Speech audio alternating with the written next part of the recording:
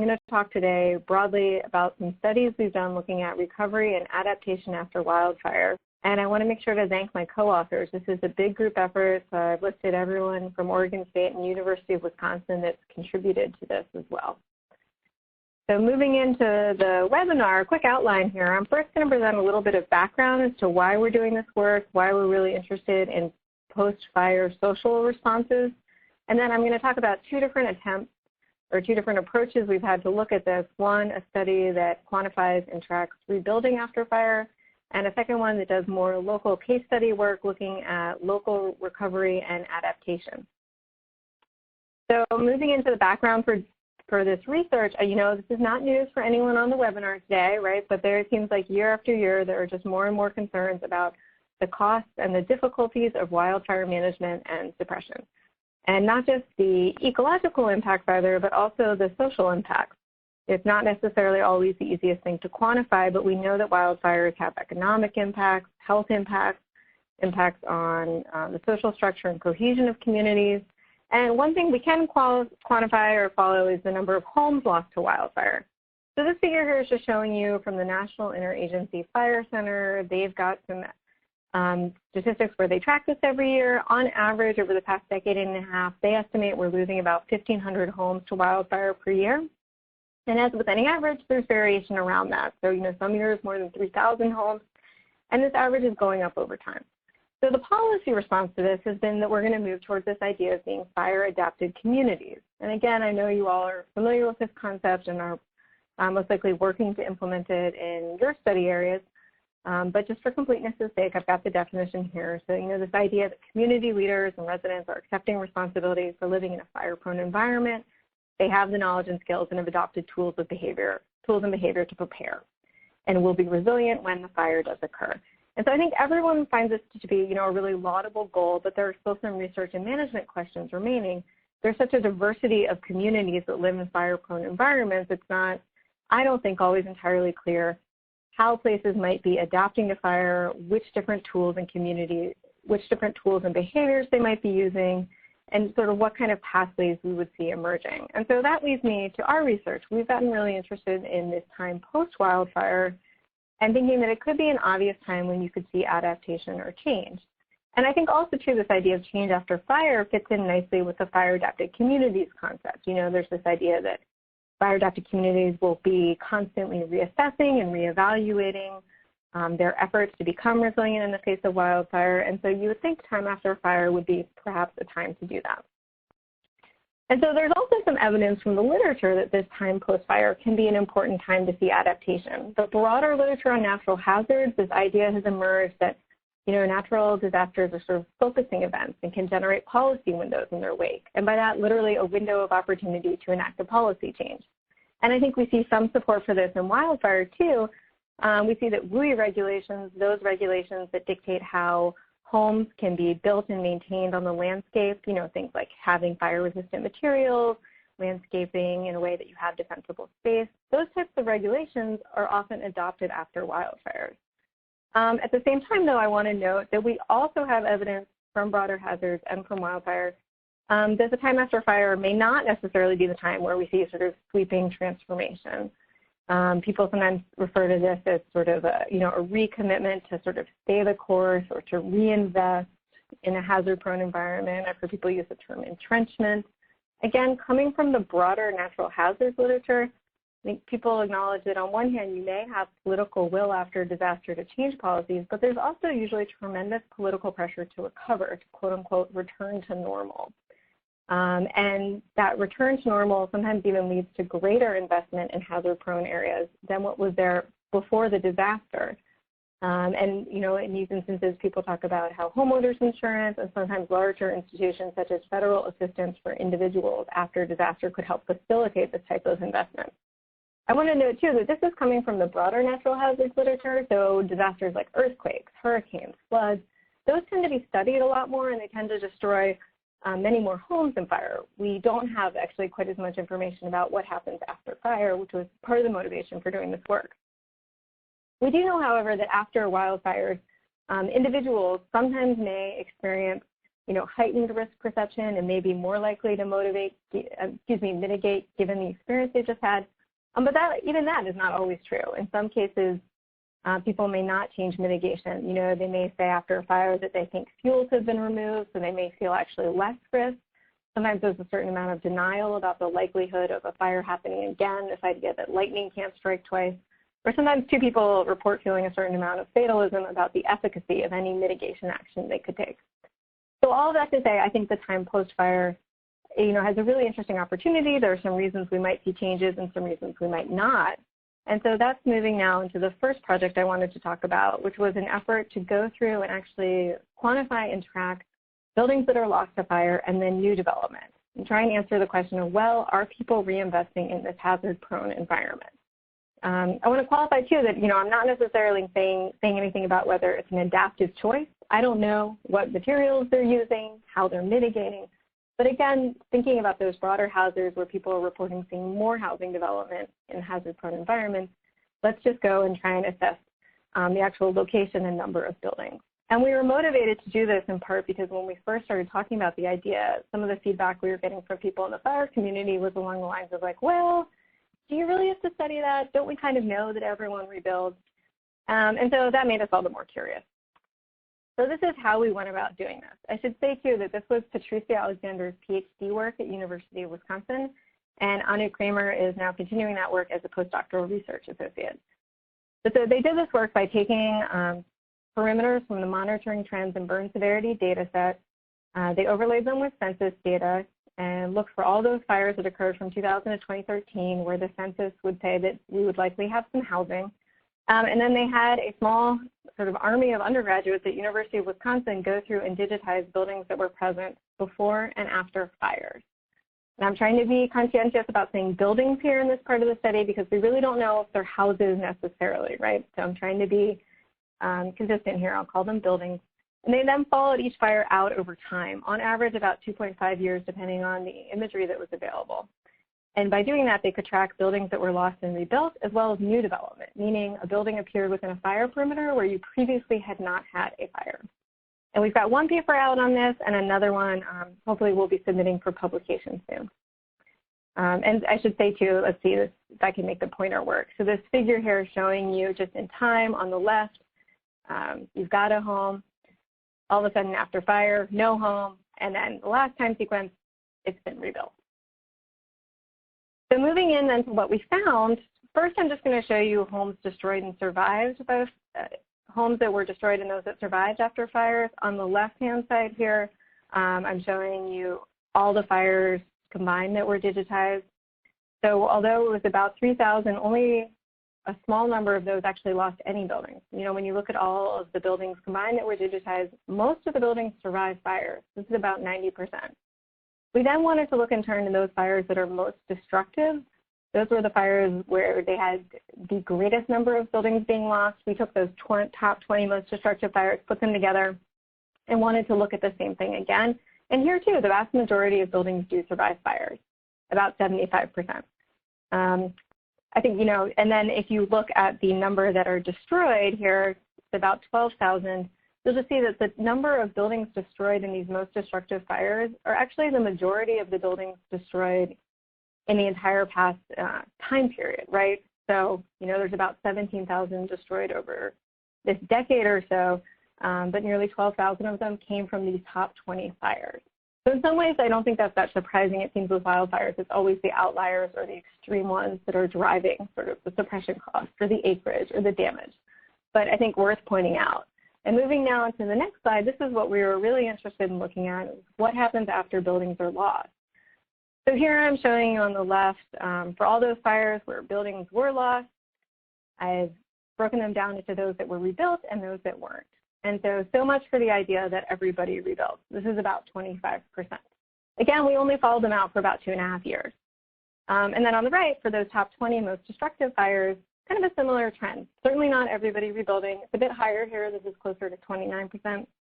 But it's worth noting as well that I think many of the buildings that are rebuilt after fire are coming from this top 20 fire, right? If there are 4,000 or so in total that are being rebuilt, the vast majority of them are coming again from these most destructive fires. And then lastly, we want to take a look at new building within fire perimeters.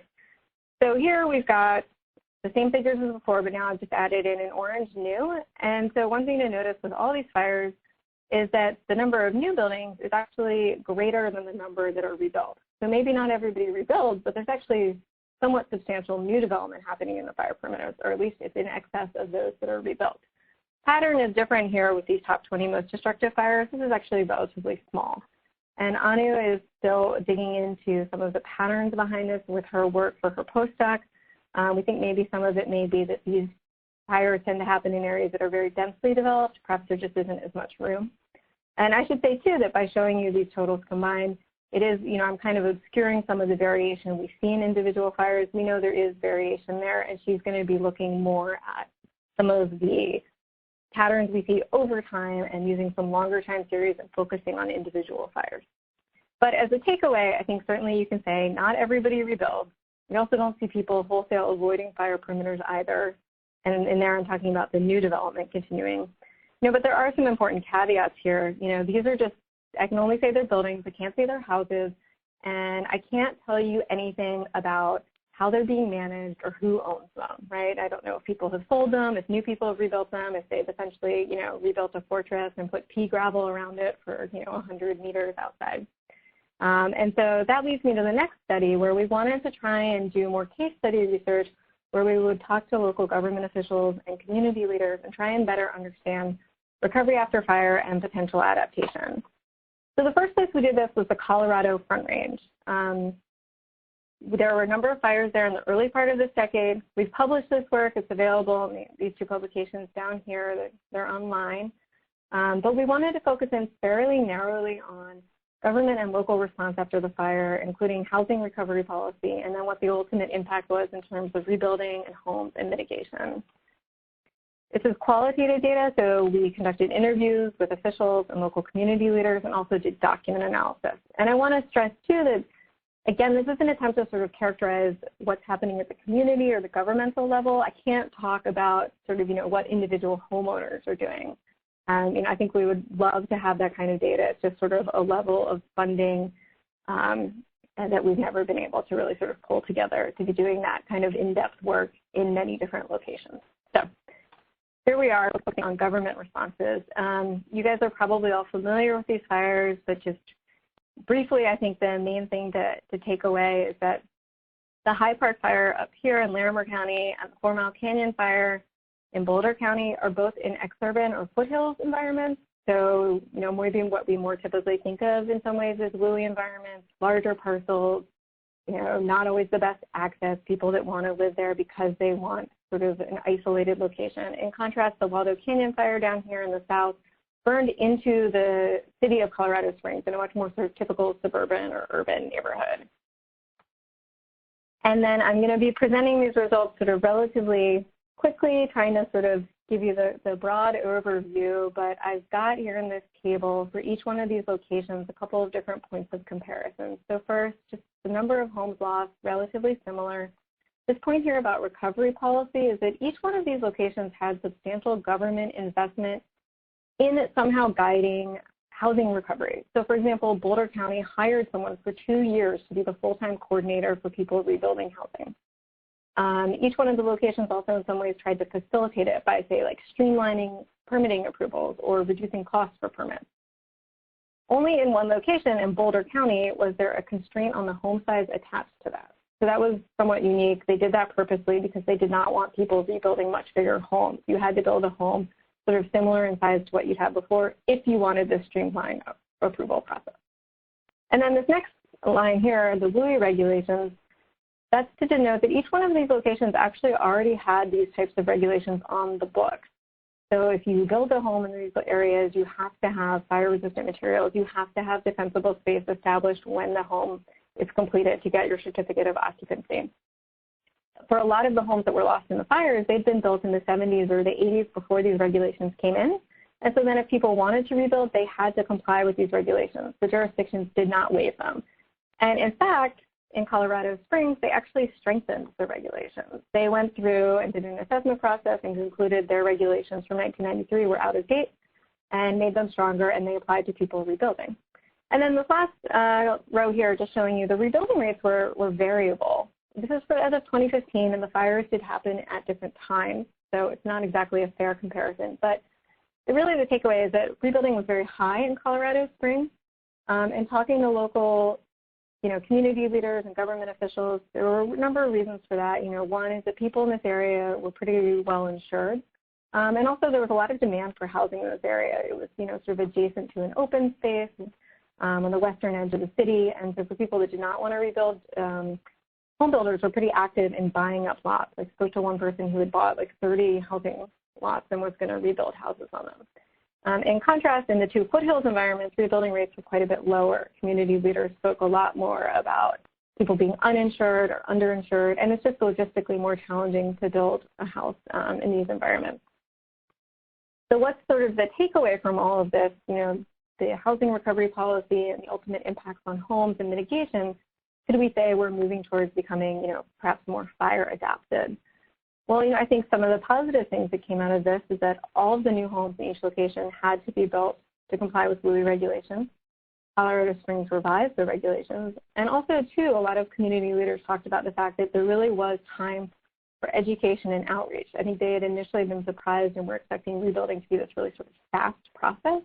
Instead, we're saying, this is actually a very long and ongoing process for many people, but it does give us time to sort of catch our breath and reevaluate our options, as opposed to maybe other hazards where people talk about this sort of immediate pressure to return to normal and have everyone back in the housing, within, say, like a year. In contrast, I think there's also some evidence here of sort of continued reinvestment in the hazard-prone environment. I thought it was telling, certainly, that you saw so much government investment in recovery. You could perhaps argue about the efficacy of those efforts, given that rebuilding rates were sort of slow.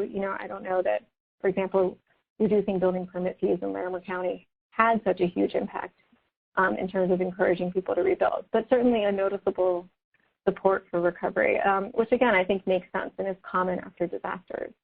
Then some other, potential issues that the study highlighted, there are no changes required for existing homes, right? So any home that survives the fire but does not have fire-resistant materials or is not maintained defensible space is not affected by the current regulations. And actually in Colorado Springs, when they revised them, they considered making their regulations more broad and making them apply to existing homes, but pretty quickly concluded that would be politically infeasible. The size of the rebuild home was constrained only in Boulder, and I think Colorado Springs really sort of stood out as being different in terms of having a strong real estate market, and then people also talking about bigger homes being built. So this headline here from the Colorado Springs Gazette is talking about neighborhoods sort of being rebuilt into McMansions, and it was all the more noticeable because this was sort of a dense urban neighborhood in the first place.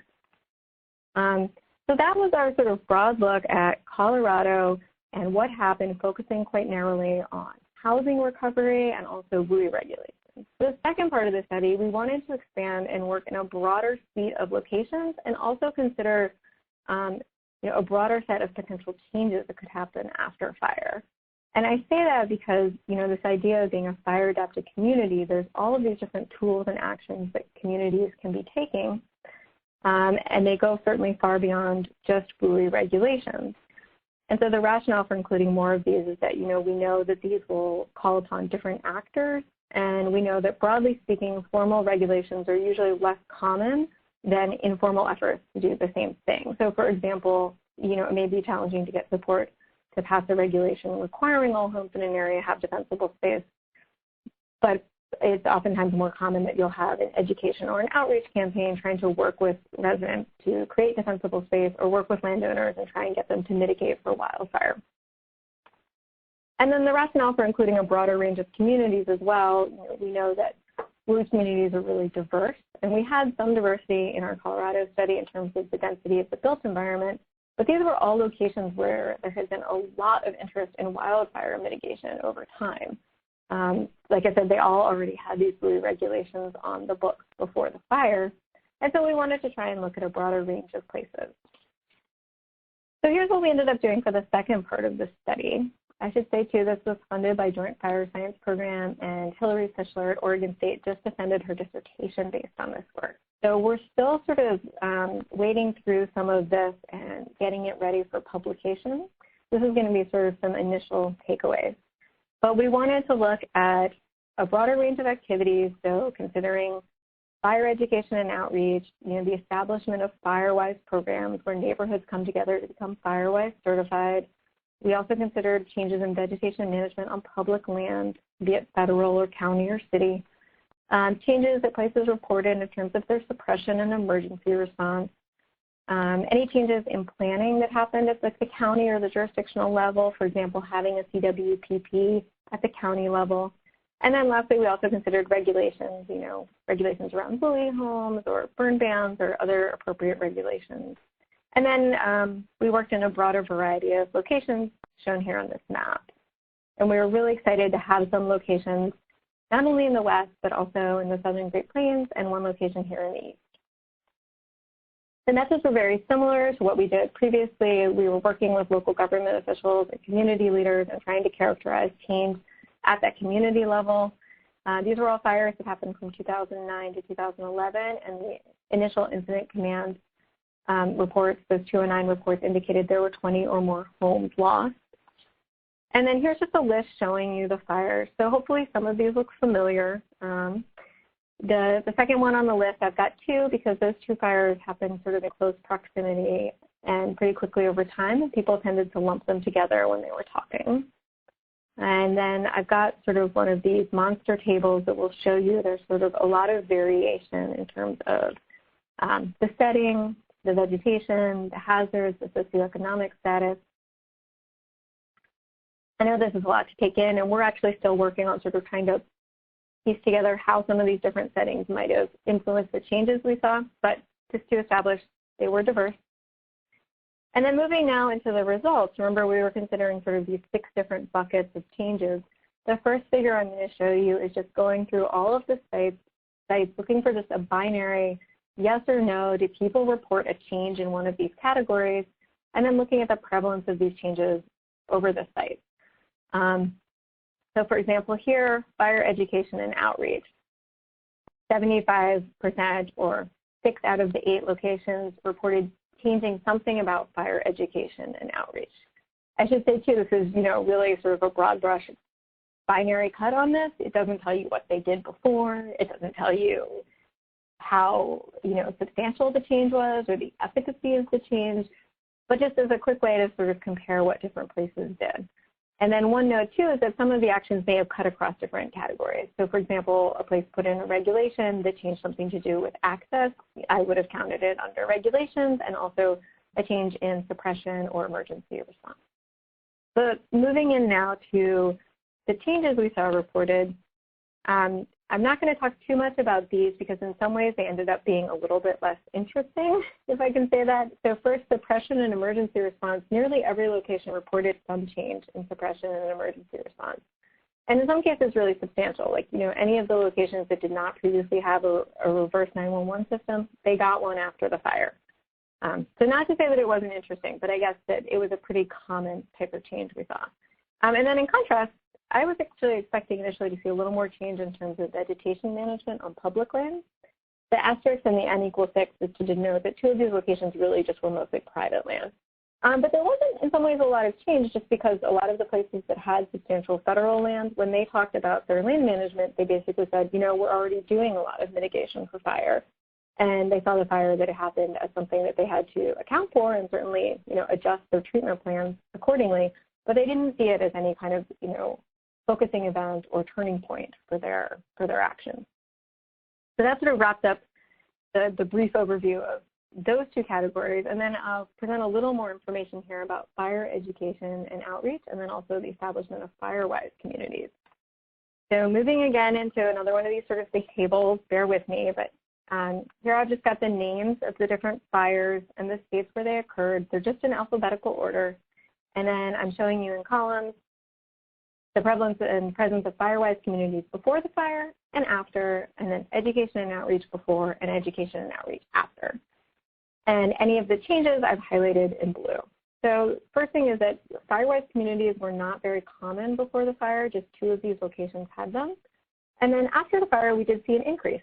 3 locations went from no Firewise communities to establishing their first Firewise community.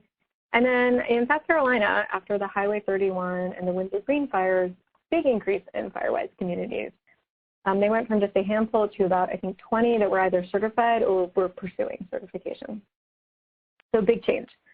And then for education and outreach, we had 2 locations here that basically said they already had pretty extensive education and outreach available before the fire, both in Nevada and in California in Los Angeles County. And the Nevada fire was in the Reno area and outside Reno in Washoe County. And so they both said, you know, we still have fire education and outreach available after the fire. They didn't necessarily see it as a big turning point or change. And then in contrast, 2 of these locations, the location in Oklahoma and the location in Texas, they had almost no fire education and outreach, and that did not change after the fire. So the other locations are the ones where we saw some expansion, including programs that were working with homeowners to try and get them to do mitigation on their land. And in all of these cases where we saw change, in many of these opportunities, in many of these instances, people were tying that to some kind of change in staffing or funding. So for example, in South Carolina, the State Forestry Commission had hired a new mitigation and outreach person who was based in that location and serving coastal South Carolina, and that had led to a lot of change in mitigation and outreach and Firewise programs. And similarly in other places, people talked about new positions being created, not necessarily always directly as a result of the fire, but just perhaps coincidentally funding had become available for a new position, and this is what they had focused on. Or in some cases, they would talk about sort of just a new person coming into a position, new grant money becoming available. And then the last columns here, planning and regulations. Again, looking at this sort of broad brush, sort of like binary approach, I was sort of surprised to see how prevalent changes in planning and regulations were. I'm sort of thinking that these are sort of, you know, the things that people in woolly communities oftentimes talk about really wanting to avoid. But there were a fair number of ways in which planning and regulations changed, although as you'll see, they were perhaps not exactly sort of these substantial sweeping changes.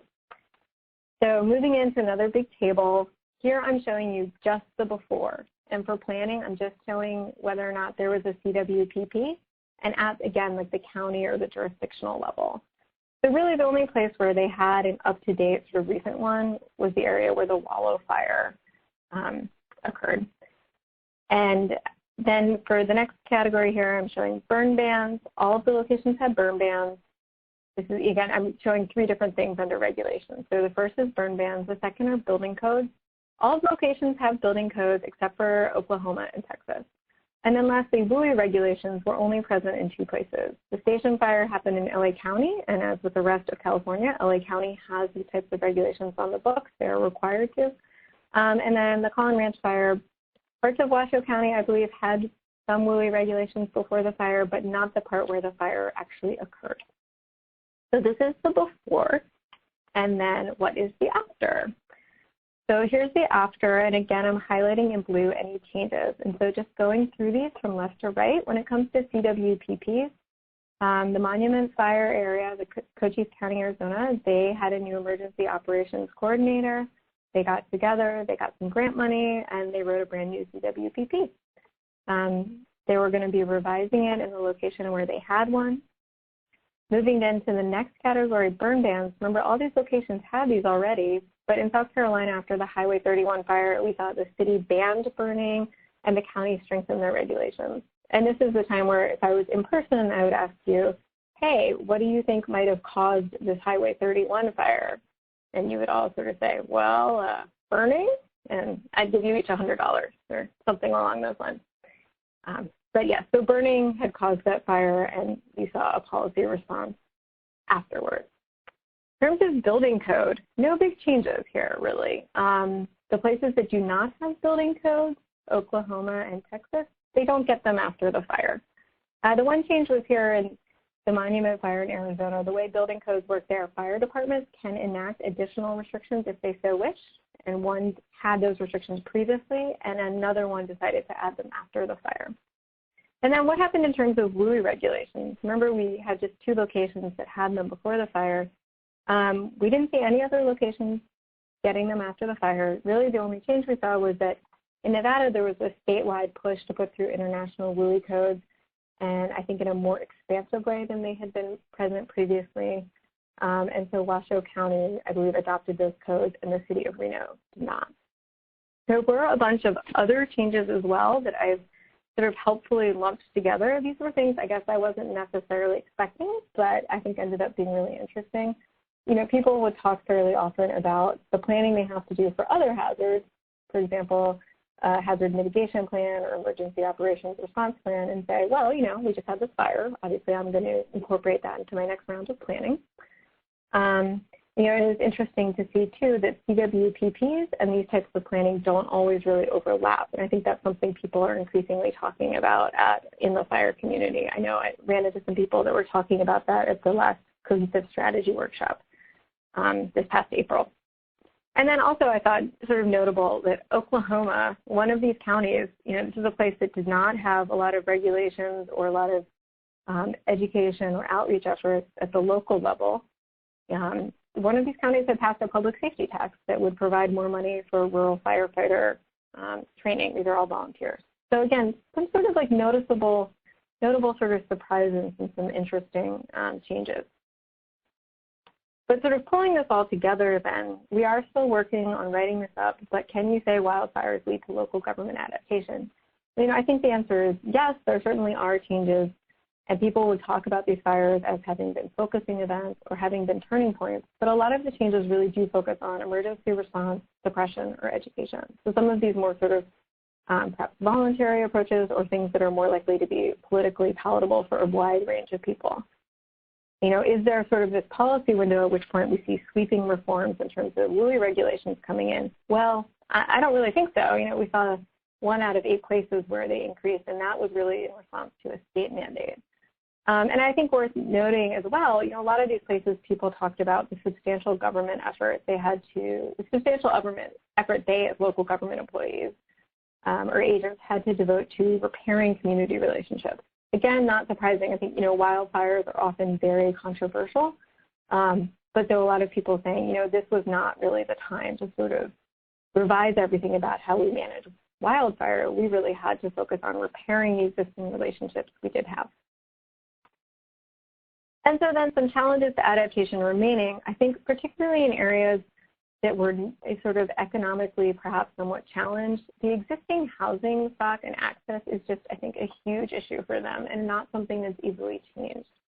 It was also interesting, too, that we went into this work sort of thinking there's going to be these destructive fires and maybe there'll be focusing events. And honestly, there were certainly locations where government officials and community members really said, you know, for us, this is sort of a non-event. You know, there were at least 2 locations where wildfire is just such an accepted risk and has been present for a long time on the landscape. And so local government didn't talk about a lot of change that happened after that. And interestingly, they were places with sort of very different investments in formal government management. So one is LA County. You know, the station fire was very controversial and led to some changes, I think, on the Forest Service part in terms of suppression. But for LA County, this wasn't sort of an unusual event for them.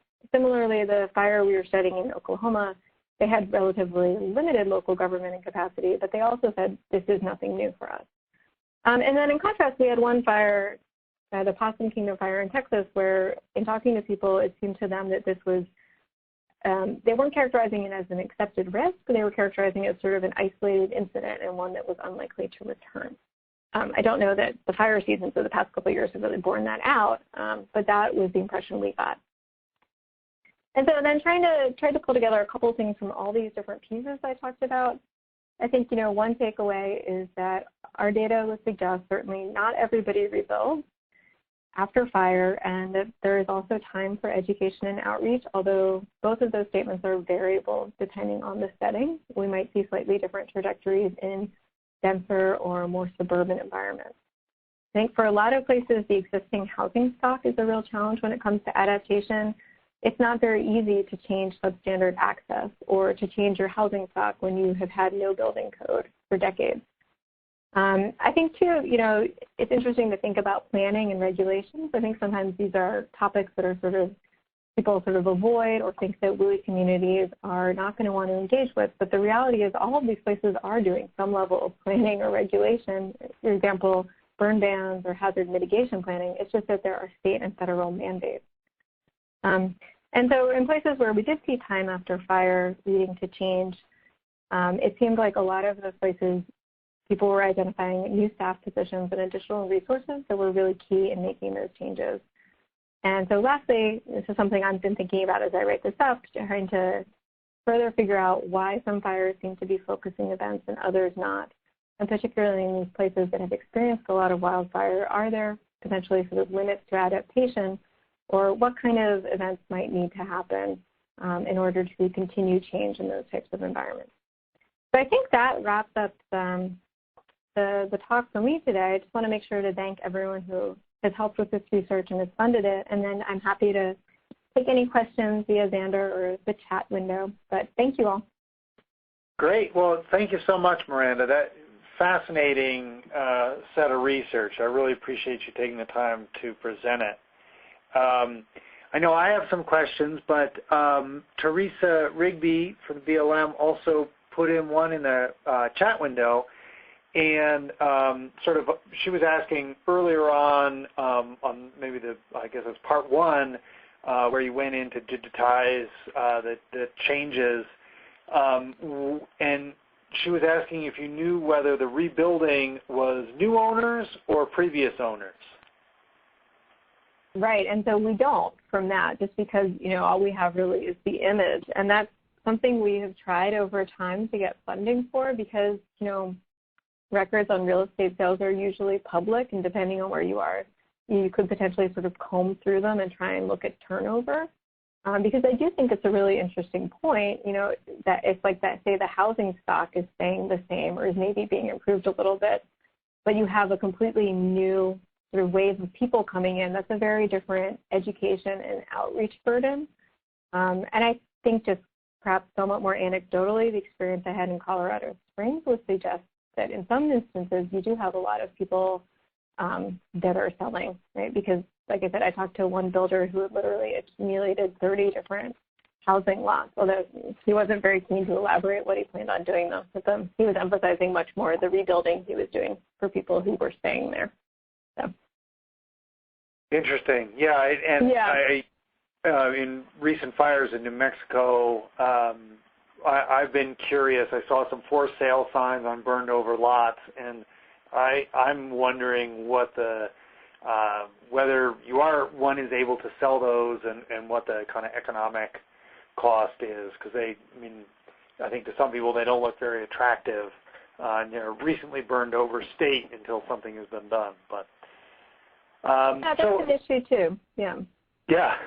Other folks, if you have questions, you can go ahead and type them in. I'm going to go ahead and unmute the line because we don't have too many people calling in right now, so you can also just verbally ask your question if you prefer.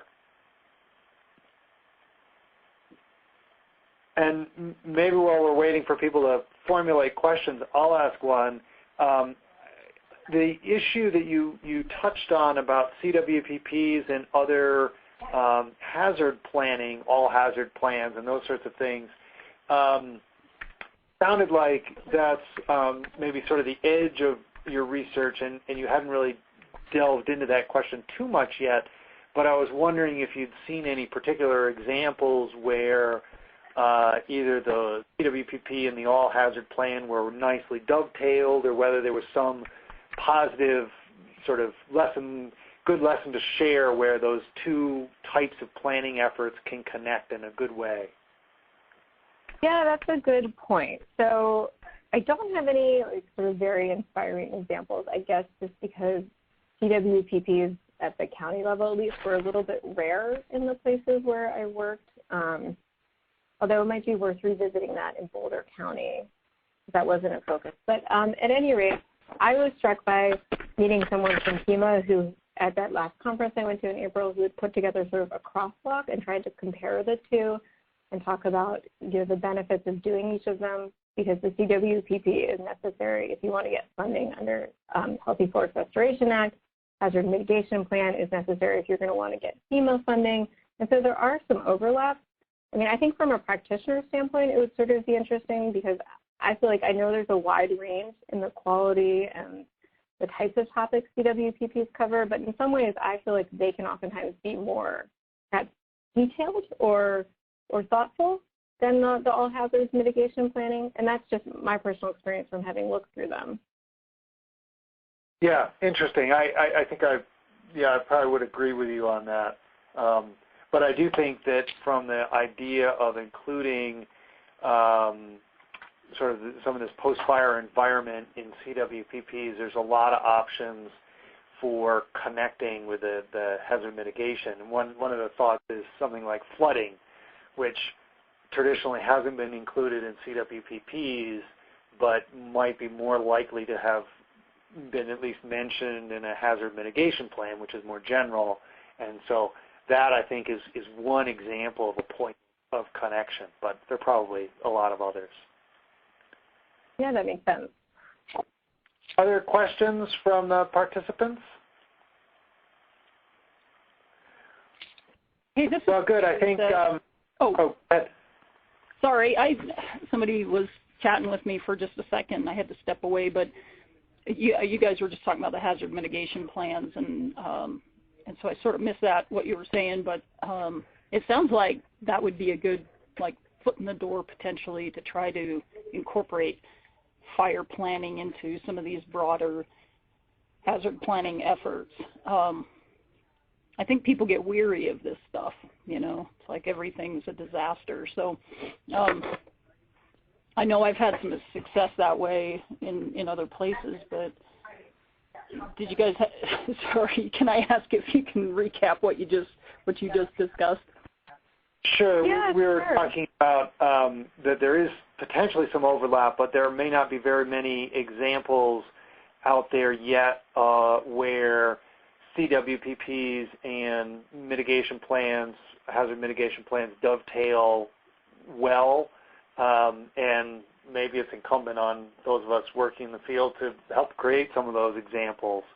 So I think you mentioned sort of being weary of some of these topics, and I think one of the benefits of linking the plans is, I know, again, using my experience in New Mexico, many of our counties or smaller subdivisions of municipalities, there are not a lot of staff, they're totally overburdened, and to the extent that an emergency management office can make some planning work do double duty and get counted for both a FEMA requirement and maybe for some other hazard mitigation funding via CWPPs, that could be a win-win, and that could be a motivator for linking them up too.